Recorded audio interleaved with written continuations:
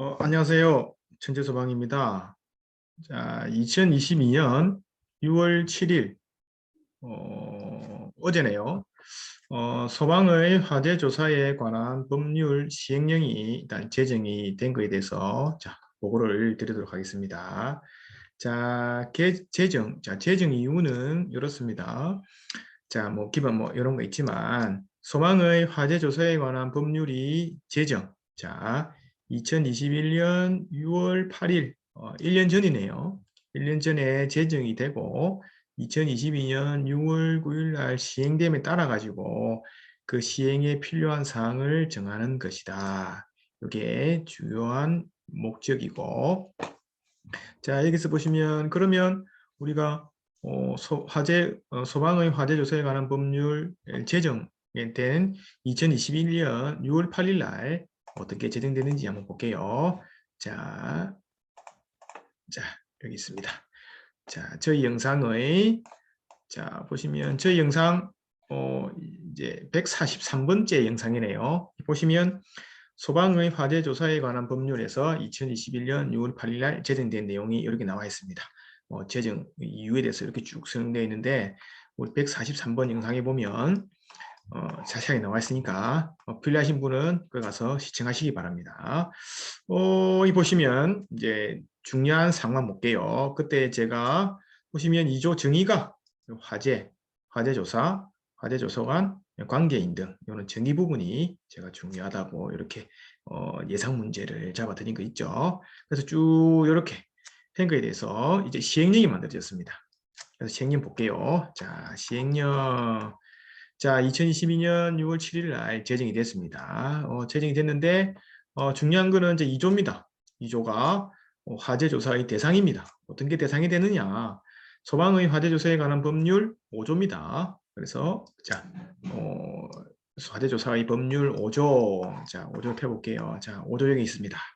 자, 5조가 이제 시험에 날 확률이 높다 그랬죠. 자, 화재 조사의 실시 이래 가지고 예상 문제입니다. 5조에 보시면 청장, 본부장 이하 이제 소방관서장은 화재 발생 사실을 알게 될 때에는 지체 없이 화재 조사를 해야 된다. 하고 그다음에 2항 화재 조사를 하는 경우에는 다음 사항에 대해서 조사를 해야 된다. 1, 2, 3, 4, 5, 6 화재 원인, 인명, 재산 피해 상황, 대응 활동, 소방시설 등의 설치, 관리, 작동 여부, 그다음에 화재 발생 건축물과 구조물, 화재 유형별, 화재 위험성에 관한 사항, 그 밖에 대통령으로 정한 사항에서 이번에 시행령에 6번 항목도 나와 있습니다. 그리고 1항, 2항에 따른 화재 조사의 대상 및 절차 등에 관한 것은 대통령으로 정한다 해서 이번에 시행령이 나왔습니다. 여기 대통령 보시면 이게 대통령이죠. 그래서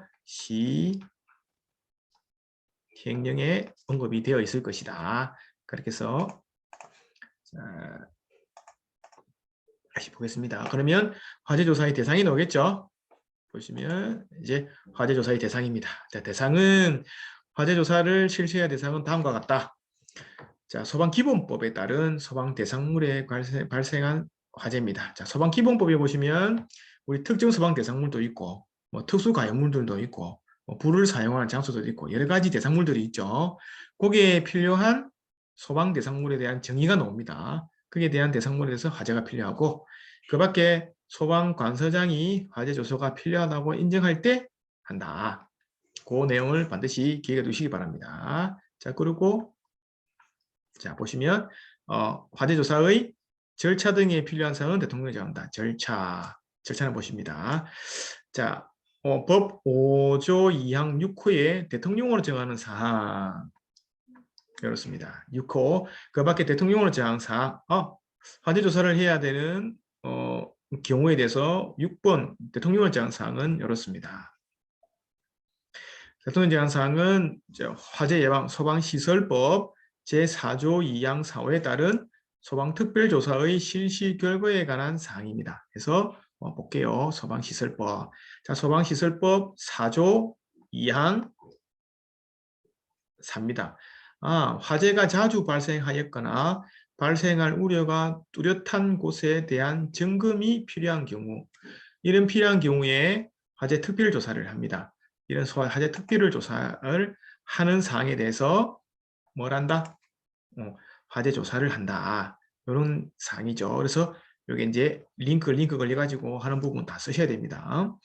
그리고 화재 조사의 절차는 다음과 같다. 법에 보시면 요 절차 있죠. 절차에 대한 사항은 다음과 같다. 자, 이것도 중요합니다.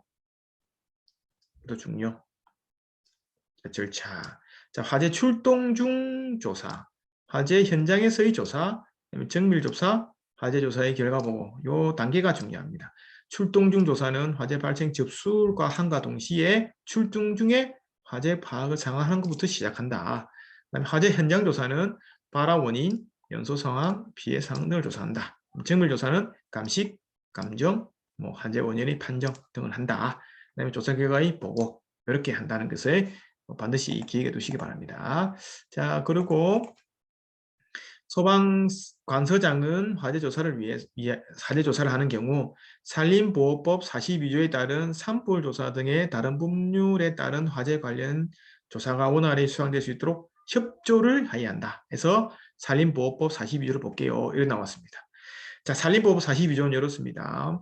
산불 피해지의 복구해가지고 첫 번째 산불 조사. 산림청장, 여기서는 소방관서장이 아니고 산림청장이죠.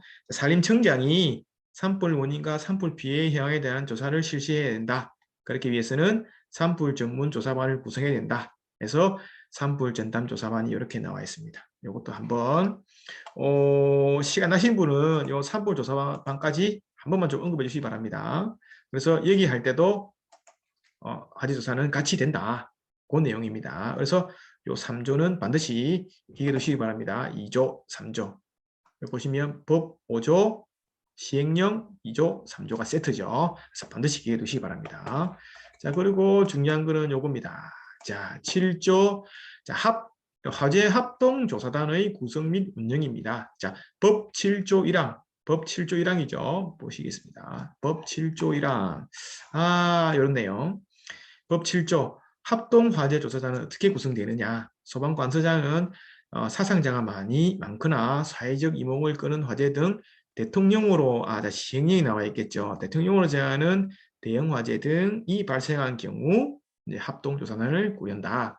그리고 합동조사단의 구성과 운영에 필요한 사항은 대통령으로 제한다 해서 이게 중요합니다. 화재 합동조사단. 자, 어떤 내용인지 보겠습니다. 그렇습니다. 자, 법 7조 1항에 대해서 사상자가 많거나 사회적 이목을 끄는 화재 등 대통령으로 정하는 대형 화재란 이런 겁니다. 자, 사망자가 5명 이상 발생한 화재, 화재로 인한 사회적, 경제적 영향이 광범위하다고 소방관서장이 인정하는 화재에 대해서는 합동조사단을 구성한다. 자, 그리고 합동조사단의 단원은 이렇습니다. 화재조사관, 그다음에 소방공무원, 그다음에 교육기관에서 화재조사, 소방대원 안전관리에 관한 조교수 이상의 3년 이상 재직한 사람, 그다음에 국가 자격증에서 산업기사 이상의 자격을 취득한 사람, 그 밖에 화재조사에 관한 학식과 경험이 풍부한 사람이 합동조사단의 이제 단원이 되는 거고, 또 보십니다. 단장은 소방관서장이 이제 지명하거나 위촉할 수 있고, 그다음에 소방관서장은 기관단체, 행정기관 또는 기관단체의 장에게 소속 공무원 또는 소속 임직원을 파견을 요청할 수 있다. 권한이 세죠. 자, 그리고 합동조사단은 화재를 완료하면 화재조사 결과를 보고해야 된다. 1번부터 5항까지겠죠. 합동조사단의 운영 개요, 화재조사 개요, 그다음에 화재조사에 관한 법 5조 2항에 대한 사항. 법 5조 2항은 요거죠. 자, 찍기로. 자, 요겁니다. 요거 있죠? 법 5조 2항에다가 요거죠. 사항. 그다음에 다수 인명 피해가 발생한 경우 원인, 그다음에 현행 제도 및 문제점에 대한 개선 방안, 그밖에 소방관서장이 필요하다고 인정한 사항. 요걸 이제 화재 조사 결과 보고를 제출해야 된다. 그리고 수당 여부에 대해서는 별도로 할 수 있다. 그다음에 1항부터 6항까지의 합동조사단의 구성 운영에 관한 사항은 소방청장이 정한다. 자, 요거 반드시 기억해 두시고, 그다음에 세 번째 이제 11조 화재 조사의 점검을 수집입니다. 요거는 이제 법 11조입니다. 자, 보시면 11조 어디 있습니까? 11조 봅니다. 여기 있네요. 11조 화재 조사의 점검을 수집이래 가지고 소방관서장은 점검물을 수집하여 검사, 시험, 분석 등을 할 수 있다. 또 방화 및 실화가 혐의가 있는 경우에는 피해자를 체포하거나 증거물을 압수하였을 때 화재 조사에 관해서는 범죄 수사에 지장을 주지 않는 범위에서 할 수 있다.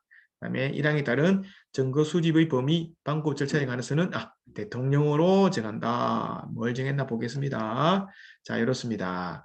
화재 조사에 필요한 범위에서 화재 조사관을 증거물을 수집하여 검사, 시험, 부수 등을 할 수 있다. 소방관서장은 증거물을 수집한 경우 이를 관계인에게 알려야 된다. 증거물을 지체 없이 반환해야 된다. 이제 수집한 증거물이 다음에 하나에 해당되는 거는 반환해야 된다. 화재와 관련이 없거나 화재 조사가 완료된 경우 증거물을 보관할 필요가 없게 된 경우에는 반환해야 된다. 그리고 자, 4번이 중요하죠.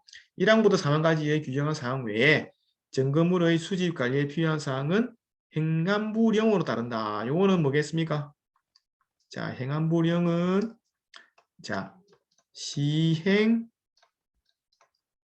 규칙에 따른다. 아직 시행 규칙은 아직 공포가 안 되었죠. 이것도 제가 공포되면 다시 언급하겠습니다. 그래서 이 부분까지 반드시 정리해 두셔라.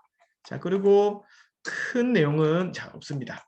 이제 여러분들이 이제 소방교사 시험 치는 데 있어서 중요한 내용 없고, 이건 바로 2022년 6일 날 바로 시행합니다. 자, 그리고 자, 과태료 부과 기준이 있습니다.